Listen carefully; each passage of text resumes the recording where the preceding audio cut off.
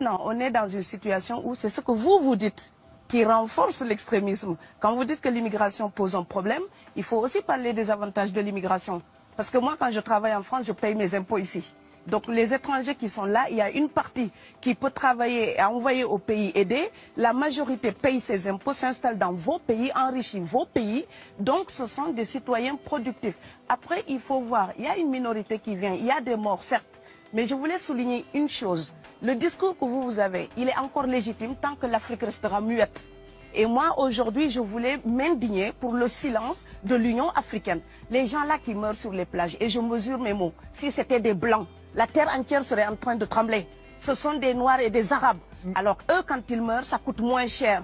Ici, j'étais venu en 2008 et j'avais dit, l'Union européenne, avec ses flottes de guerre, avec son économie, je vous dis une chose, si on voulait attaquer nos pays ici en Occident, il y aurait des moyens de se défendre. Donc si on voulait sauver les gens dans l'Atlantique, dans la Méditerranée, on le ferait.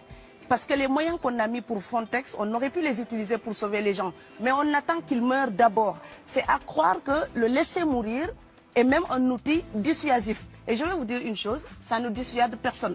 Parce que quelqu'un qui part et qui envisage l'éventualité d'un échec, celui-là peut trouver le péril absurde et donc l'éviter. Mais celui qui part pour la survie, qui considère que la vie qu'il a à perdre ne vaut rien, eh bien celui-là, sa force est inouïe, parce qu'il n'a pas peur de la mort. Mais c'est exactement pourquoi il faut fermer des frontières complètement. Il faut sauver l'Afrique et sauver l'Europe. Vous ne pourrez pas rester comme des... vous ne resterez pas comme des poissons rouges dans la forteresse européenne. La crise actuelle nous a démontré ça. Au jour d'aujourd'hui, l'Europe ne sera plus jamais épargnée tant qu'il y aura des conflits ailleurs dans le monde. L'Europe ne sera plus jamais opulente tant qu'il y aura des carences ailleurs dans le monde. On est dans une société de la mondialisation où un Indien gagne sa vie à Dakar, un Dakarois gagne sa vie à New York, un Gabonais gagne sa vie à Paris. Que ça vous plaise ou non, c'est irréversible. Alors trouvons une solution collective ou bien déménager d'Europe parce que j'ai l'intention de rester. Quand quelqu'un part, c'est comme quelqu'un qui est élu, choisi, peut-être le plus débrouillard. Et il y a tout un clan ou toute une famille qui pose son espoir sur cette personne-là. Monsieur, là, je vous vois bien habillé, bien nourri. Si vous étiez affamé chez vous, peut-être que votre famille serait ravie d'imaginer que vous pourriez aller gagner de quoi faire vivre les autres. Donc c'est aussi une solidarité qui est en œuvre. On laisse partir quelqu'un, on compte sur lui. Vous allez me laisser terminer.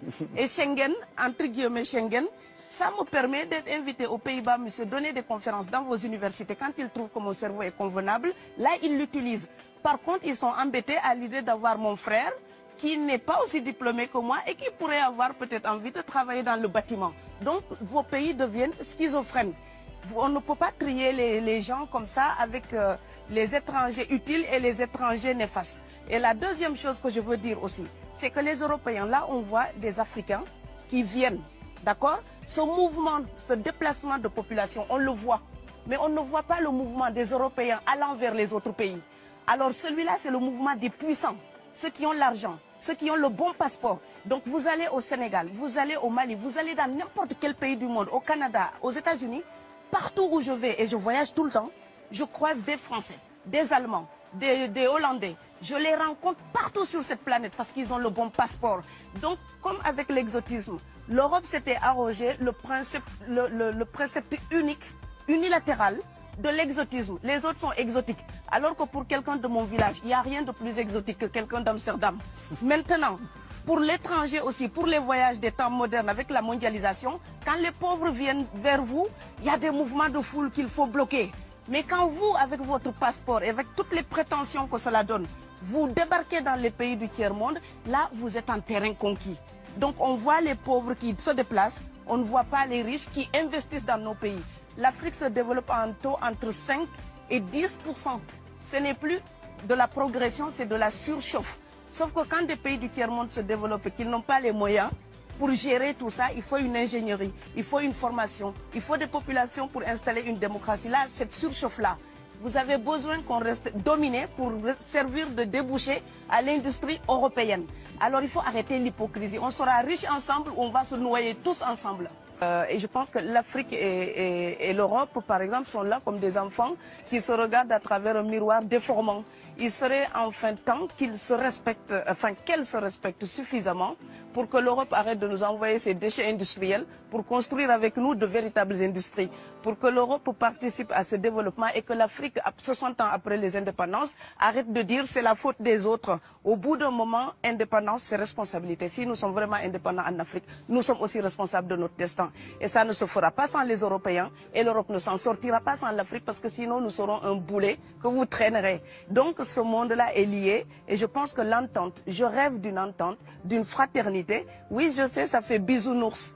Mais il me faut garder cette utopie-là pour garder le courage d'écrire toutes les nuits. Parce que j'ai fait le vent de l'Atlantique il y a bientôt 12 ans. Aujourd'hui, à l'époque, quand je parlais de dizaines de morts dans l'Atlantique, on me disait « tu exagères ». Maintenant qu'on les ramasse par milliers, je suis absolument triste de devoir réaliser tout simplement qu'en tant qu'auteur, je ne fais que répondre à l'injonction de Schiller. La dignité de l'homme est remise entre vos mains, gardez-la.